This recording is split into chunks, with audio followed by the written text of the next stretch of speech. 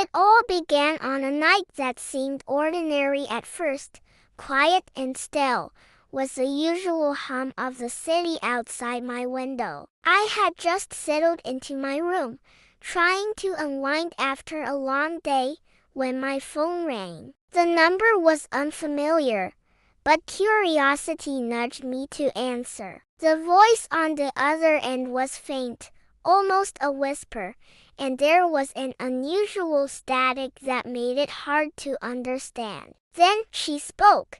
"It's me. I need your help."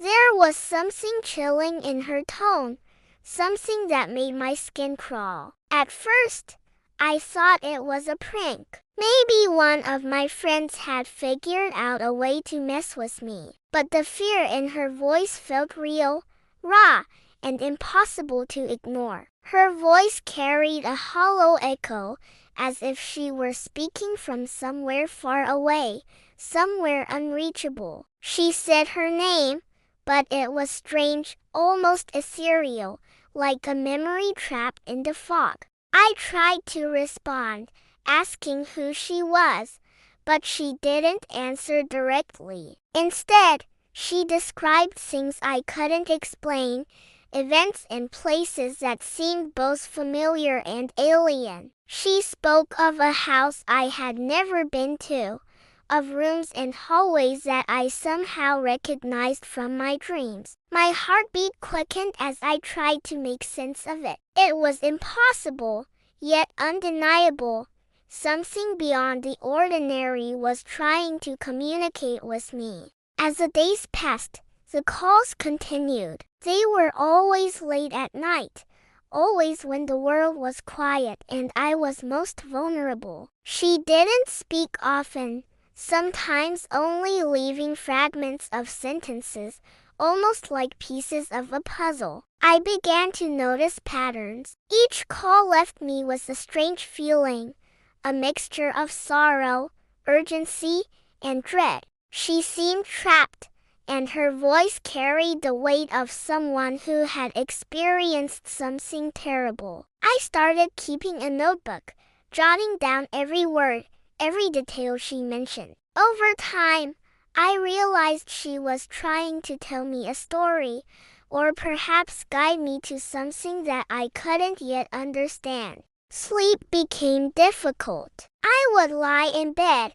staring at the ceiling, her voice lingering in my mind, replaying fragments of what she had said. Shadows in my room seemed to shift in unnatural ways, and I started feeling her presence even when the phone was silent. Sometimes, I would hear faint knocks on my door, soft enough that I convinced myself it was just my imagination, until one night I opened the door and found nothing but an icy emptiness. My friends noticed I was changing. I was quieter, more withdrawn, haunted by something they couldn't see. I tried to explain, but how could I describe the voice of a girl who had been dead for years, calling me from somewhere beyond the living? One night, the calls became more urgent. She pleaded with me to come to a certain location, a place that seemed random at first, but as I thought about it, I realized it matched a memory I had buried deep in my childhood. It was a place near an old cemetery, overgrown and abandoned, where I had played as a kid. My rational mind screamed that this was insane, that I should ignore it. But something inside me, a mix of fear and empathy, pushed me to go. When I arrived, the air was thick and heavy, and the silence was almost deafening. The wind whispered through the trees, carrying faint echoes of her voice. I felt her presence before I saw anything. A cold chill wrapped around me, and I knew she was near. She didn't appear as a solid figure, at least not at first. It was more like a distortion in the air, a shimmer of light and shadow that seemed to form the shape of a girl. Her eyes were hollow, her expression sorrowful, and yet there was something familiar, almost comforting in the way she looked at me. She didn't speak immediately. She simply gestured, guiding me deeper into the cemetery, towards a spot where the earth seemed unsettled. I realized was a sinking feeling, that she wanted me to uncover something, to complete a task she could no longer finish. My hands trembled as I reached out, following her silent instructions. The night stretched on, each moment heavier than the last. I felt like I was moving through layers of time, reality bending around me. She led me to an old, forgotten grave, the name barely visible on the cracked tombstone. Her voice, now clearer, whispered the truth.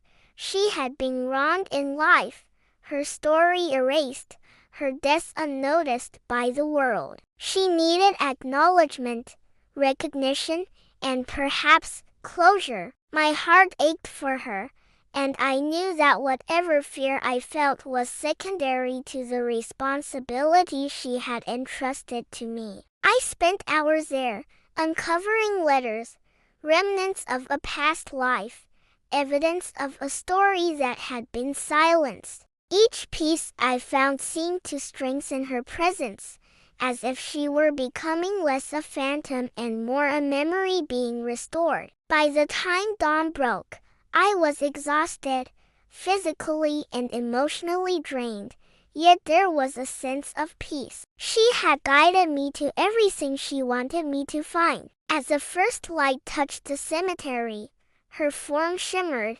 becoming lighter, less defined. She whispered a single word, "Thank you," and then she was gone, leaving only the memory of her presence and a profound understanding of something larger than life and death. After that night, the calls stopped. My phone was silent, but I felt different, changed. The world seemed quieter, more fragile, as if it had been holding its breath for her story to be told. I couldn't share it fully with anyone. How could I explain the dead girl who had called me, who had led me to truths I couldn't have discovered on my own? But in the months that followed, I often returned to that cemetery, leaving small tokens at her grave, a gesture of respect and remembrance. Sometimes I imagined her watching, smiling faintly, a presence no longer of fear but of gratitude. Even now, years later, her voice sometimes drifts into my mind not as a call, but as a whisper of what remains unseen, a reminder that some stories never truly end and that sometimes the living are chosen to bear witness for the dead. The experience left me with a new perspective on life and mortality, a quiet reverence for the unseen and the unspoken. It was terrifying, yes, but also strangely beautiful, a reminder that connection exists beyond the boundaries of life and death, and that even in the silence, there is a voice waiting to be heard. The dead girl called me, and in answering, I became part of something timeless, a bridge between what was and what remains. And though the fear never fully left me, it was replaced with a sense of duty, a recognition that the stories of the forgotten deserve to be remembered, even if only by one person, listening in the dark.